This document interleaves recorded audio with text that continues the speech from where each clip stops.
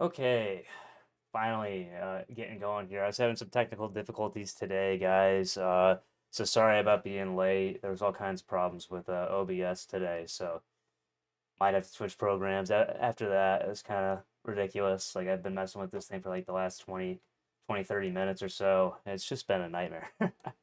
But enough of that. Um, so today we're gonna be breaking down how to make like a balloonerism type beat.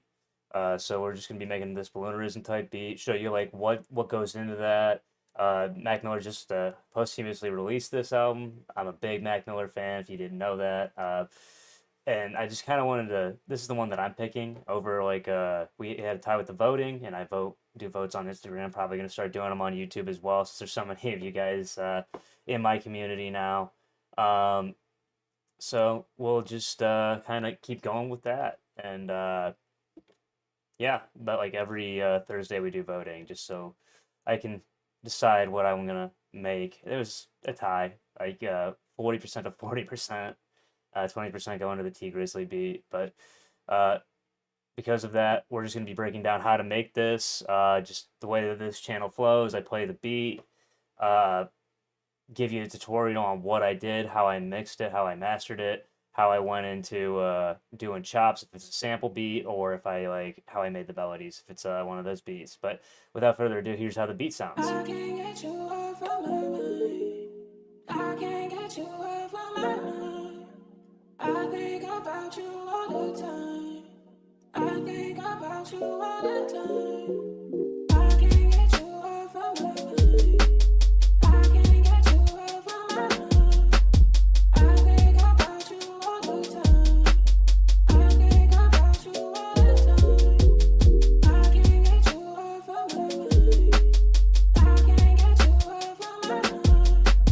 I think about you all the time. I think about you all the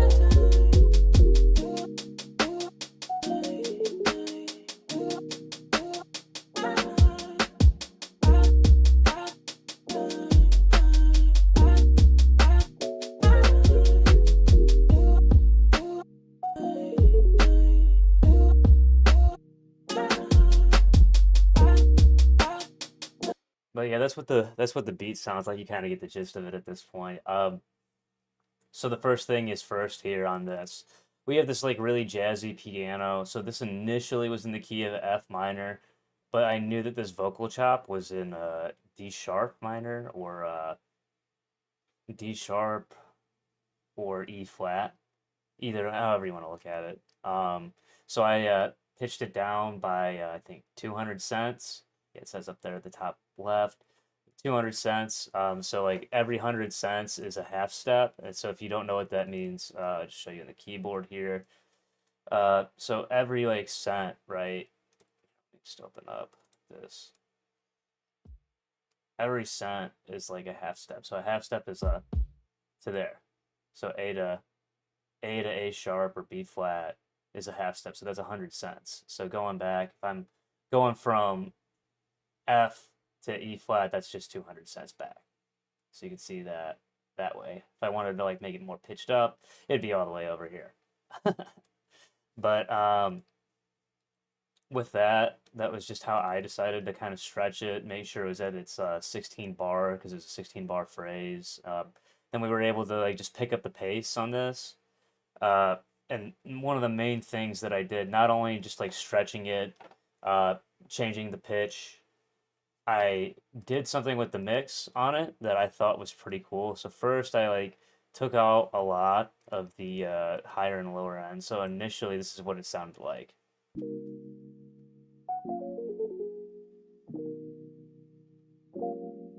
Right? And so what I did first is get rid of like any noise that was bad and then raising the noises that I really liked. So put up a little bit more of the bass, a little bit more of the higher tones, really accentuating those keys. And what I did is like I felt like for sure this would sound great with a bit crusher. So I just did that in Destructor, and this is a free plugin with FL Studio, so you get to use it if you have FL Studio Producer Edition. And it's actually a preset. So the preset itself I mean, it just starts off with I think it's just it's one of these ones. Can't remember which one it is off the bat. Let's see. Not destructed. Lo-fi. So it's called lo-fi. It starts off like that, but I just like the way that I messed with it. I turned down the bit right here to make it like a little bit more like interesting. So, because it started all the way up here, and then we just dragged it down, and then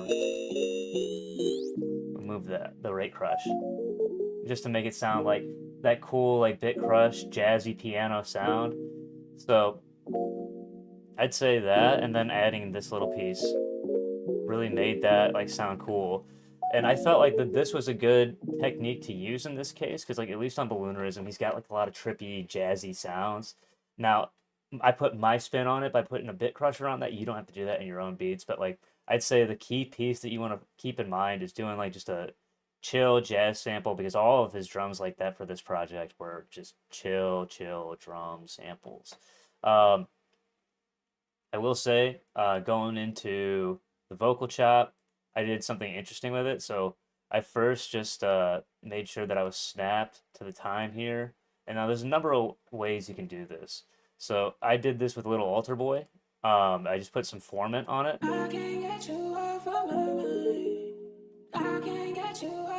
So, and what formant sounds like, it's like if there's no formant, the original sound, if you will.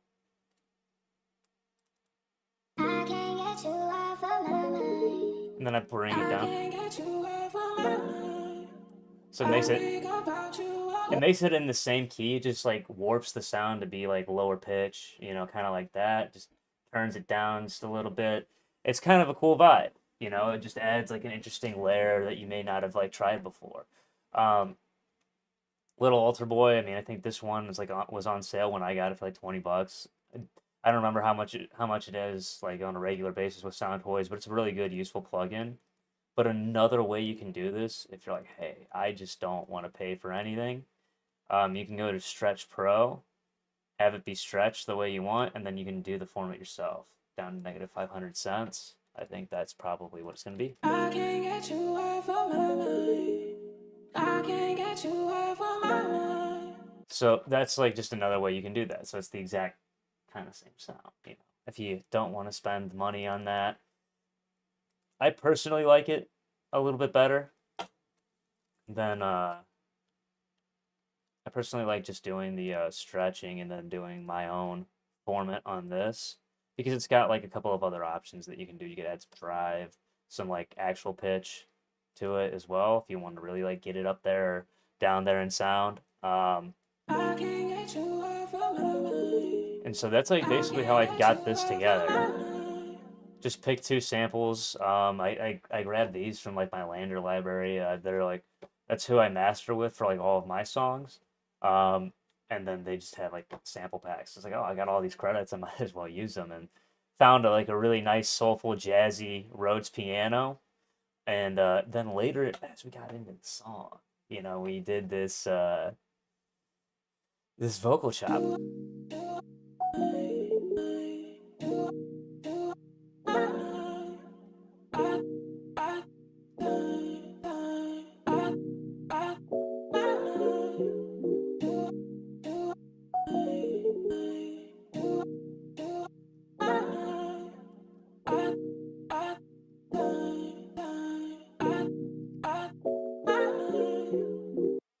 I felt like that chop right there in particular sounded like really, really good, and like something like one of these kind of beats would just have.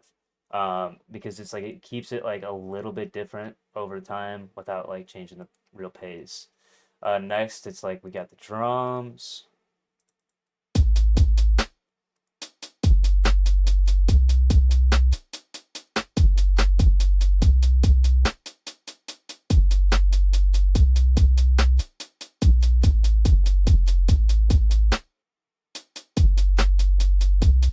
And I kept it really simple with this, just like the boom bap style. So I'll play it with the snare here so you can kind of just boom, boom.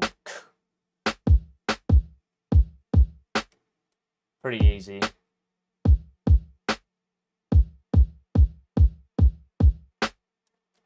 You know, and just kind of like put this like little chop here at the end because of how the sample goes. So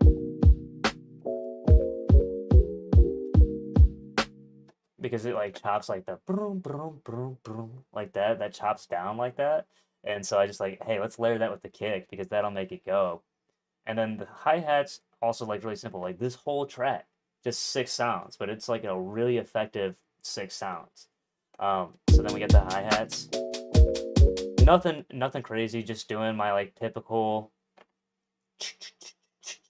with the velocity to get that bounce, especially like when you're doing something like this makes the drum sound natural. And then I cut this piece out because I felt like that's like how Mac normally like would like make his drums. He goes like a little bit of hi-hats and like lets the bar stick, lets the little delay go on the first bar, and then he just comes back in with like hard verses and stuff like that. Now, if you're not new to this channel, you already know how I like got this bass line. I like grabbed my I went into Samp Lab, dragged this in there, and then just found my bass notes. And then I based my bass notes off of this. It's like the bass notes of the chords, you know. That's what we got going on here. And with the bass notes of the chords, we just kind of like following this down. And we're just using, we're actually using a bass from a different sample pack. Instead of just doing our ample bass, I wanted to use like this like one that had like more of a warmer feel to it. We tuned it, we put in our envelope on it, and just so I could get it hitting on the right time frame. Um, and yeah, same thing, like making sure, you know, all the basics are in check here. Like some of these hi-hats I needed to like, or hi-hats, but some of these drums I needed to kind of like morph a little bit. Some of them I left them kind of the same. So I like the way that they were hitting. Not like a lot of EQ going on with this, just the basics, and then like with the 808, really like was pretty good. I just like cut off a little bit of the rumble on either side, kind of like keep that like warm, saturated tone in there that was already there. A lot of these were already corrected before I got to it, anyways. I would say this too, just keeping the structure. Like one thing you can do, if you're making like a beat where you're using a sample, you can chop it like this in the verse just to make it sound like a little bit different because it's like while the sample may be dope, getting a little variation is always nice. Uh, but yeah, I'll play the beat again, and that's really all I had. I mean, like the coolest technique to me is just doing Bit Crusher on FL Studio. It's really cheap. It's really cheap and easy, if you will, you know, because it's like it's free. If you have FL, you can use Destructor and then just put the lo-fi setting on and just crank it down a little bit so you can get that Bit Crusher setting. And you know, I was really inspired by Kevin's Heart, like that song, like the you know that like E piano is bit crushed like that. So I was really like that sound, and it was like, oh man, that feels like exactly what I want to kind of go with for this kind of beat. Like it's like a couple of years ago, like when Balloonerism was like made, I would imagine it was like right around the time just before Faces first came out and stuff like that. So he's playing around with ideas like that, and that's like I just feel like this is like that encapsulates that era for J. Cole and Mac Miller. I just kind of think this is a good beat for that type of vibe. And when you're like mixing it up with some samples, uh, just always like find ways to like make it your own instead of just like grabbing a sample, dragging it in. Find a way to like make it you. Like, how does this sample speak to me? I would say like with these kind of beats, especially Mac Miller beats, keep it jazzy. For Balloonerism vibe, definitely jazzy. Keep the drums like simple but cool because you got to have like a lot of room to like kind of go in. And I felt like the vocal chop just like really spoke to me with the kind of like trippy vibe that it goes with. Um, but yeah, that's all I got for you guys today. Uh, Peace, God bless, and make sure you guys are subscribing to the channel. Leave some comments, likes down below. Just doing this for the love of the game. Would appreciate if you guys could help me like grow this channel. All right, peace. God bless.